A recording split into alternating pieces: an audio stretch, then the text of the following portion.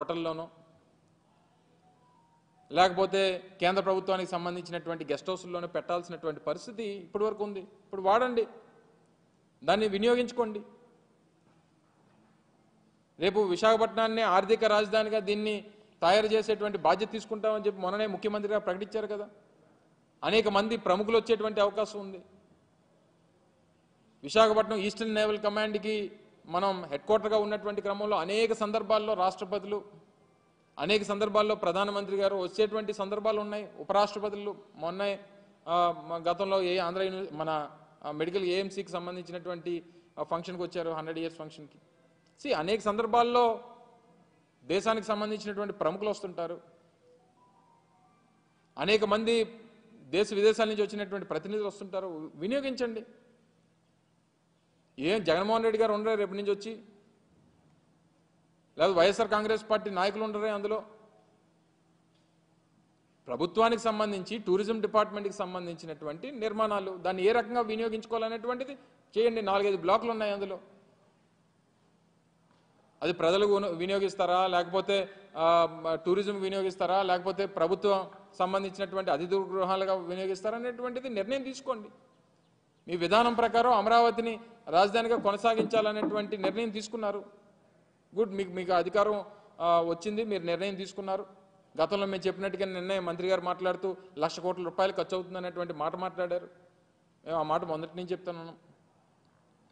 ఈ 5 సంవత్సరాలు అయ్యేసరికి ఆ 1,00,000, 2 లక్షల కోట్లు అవ్వచ్చు. సరే, ఏదైనా మీ ప్రభుత్వం ఒక నిర్ణయం తీసుకుందా, నిర్ణయం ప్రకారం వెళ్తుంది. ఈ చేసేటువంటి క్రమంలో ఎందుకు అనవసరంగా తీసుకుని వచ్చి జగన్మోహన్ రెడ్డి గారిని ఇంకా మా పార్టీ మీద దాన్ని రుద్దేటువంటి ప్రయత్నం చేస్తున్నారో నాకు అర్థం కావట్లేదు. దాదాపు గత 5 సంవత్సరాలు 2014 నుంచి 2019 మధ్యలో 5-6 వేల కోట్ల రూపాయలు అమరావతి మీదుగా కేవలం తాత్కాలిక భవనాల మీద ఖర్చు పెట్టారు. తాత్కాలిక భవంతులు కట్టి వేల కోట్ల రూపాయలు ఖర్చు పెట్టేటువంటి కార్యక్రమం చేశారు. ఇది శాశ్వత నిర్మాణాలు. అవి ప్రభుత్వానికి సంబంధించింది, ప్రభుత్వం వినియోగించాల్సినటువంటి అవసరం ఉంది. ప్రభుత్వం దానికి సంబంధించినటువంటి నిర్ణయాలు తీసుకోవాల్సినటువంటి అవసరం ఉంది. అవి తీసుకోవడం మానేసి ఊర్లో వెనకాతలు ఉన్న కార్యకర్తలందరినీ కూడా అందులోకి తీసుకొని వెళ్ళిపోయి రేపు చీఫ్ గెస్ట్లు ఎవరన్నా వస్తారు, పెద్దలు ఎవరన్నా వస్తారు, రాష్ట్రపతి వస్తారు, లేకపోతే ప్రధానమంత్రి వస్తారు. మీరు మొత్తం అంతా కూడా కెమెరాలో ప్రతి ఒక్కరికి చూపించారు అంతనా. అంటే ఒక చీఫ్ గెస్ట్లో లేకపోతే విఐపీసో వివిఐపీసో ఉండేటువంటి దాన్ని ఆ బ్లూ ప్రింట్ అసలు బయటికి వెళ్ళడానికే లేదు. గతంలో మేము ప్రారంభించినప్పుడు కూడా మీరు అందరూ అడిగారు. నేను మంత్రిగా ఉన్న ప్రారంభంలో నేను కూడా పాల్గొన్నా. దీన్ని ఏ రకంగా వినియోగించాలనేటువంటి దాని మీద ప్రభుత్వం నిర్ణయం తీసుకోబోతా ఉంది. కొన్ని సెక్యూరిటీ రీజన్స్ ఉన్నాయి.